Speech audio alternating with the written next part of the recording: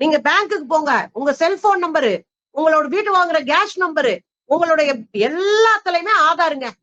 செத்தா போய் ஒட்டுனா நெத்தியில ஒட்டுவாங்க போல இருக்க ஆதார் நம்பரு. அந்த அளவுக்கு நம்மளை போட்டு டார்ச்சர் பண்ணி ஆதார் நம்பரை வாங்கினானுங்க. அதுக்கப்புறம் இப்ப ஆதார் நம்பரு தேசிய குடியுரிமைக்கான ஒரு அடையாளமா எடுத்துக்க முடியாது, நீதிமன்றம் சேர்ந்து சொல்லுது. இது எப்படி நியாயம்னு நான் கேக்குறேன். அப்ப ஆதார் செல்லாது, நீங்க கொடுத்த ரேஷன் கார்டு செல்லாது, நீங்க கொடுக்கிற லேபர் கார்டு செல்லாது, என்னதான் செல்லும் உங்ககிட்ட? அப்ப இந்த கேள்வி அடிப்படையில் ஓட்டர் கார்டுங்க, நீங்க கொடுத்த ஓட்டர் கார்டு செல்லாது. அப்ப வேண்டுமென்றே திட்டமிட்டு உழைக்கிற மக்களை ஓட்டுரிமையிலிருந்து தள்ளி விடுகிற ஒரு அயோக்கியத்தனத்தை தான் பாஜக செய்கிறது. பாஜக எம்பி அனுராக் தாக்கூர் இன்னொரு பிரஸ் மீட்டை கொடுத்து அவர் ஒண்ணு சொல்றாரு, கொளத்தூர் தொகுதியில போலி வாக்காளர்கள் இருக்காங்க, 19,000 போலி வாக்காளர்கள் இருக்காங்க, ஒரே வீட்டுல 30 பேர் இருக்காங்க அப்படின்ற ஒரு குற்றச்சாட்டை முன்வைக்கிறார் இல்லையா? அதை நம்ம எடுத்துக்கிறது இல்ல. கொளத்தூர் தொகுதியில 13,000 வாக்கும் 30,000 வாக்கும் ஒரே வீட்டுல இருக்கிறதா காட்டுறதுன்றது இது யாருடைய தலைமையில நடக்குது? தேர்தல் ஆணையம் எங்க இயங்குது?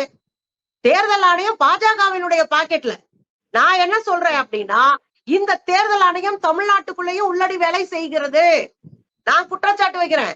பாஜக ஜெயிப்பதற்காக ஏங்க கால் ஊன்றவே முடியாத ஒரு பாஜக, அதிமுகவோடு கூட்டணியே இல்லாத ஒரு பாஜக 2024 நாடாளுமன்ற தேர்தல்ல நாங்க 25 இடம் ஜெயிப்போம்னு என்ன தைரியத்துல சொல்லுச்சு? எனக்கு பதில் சொல்லுங்க. பாஜக என்ன தைரியத்துலங்க சொல்லுச்சு? அதிமுக முதுகுல ஒட்டுண்ணி மாதிரி ஒட்டிக்கிட்டு நீங்க 4 சீட்டை வாங்க முடியும்.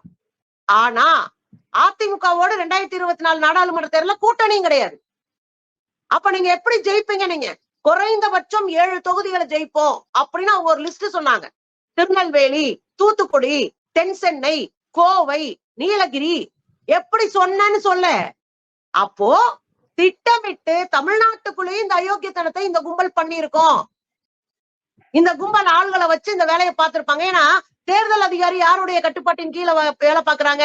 முதலமைச்சர் கட்டுப்பாட்டின் கீழயா? தமிழ்நாட்டுலதான் வேலை பாக்குறாங்க.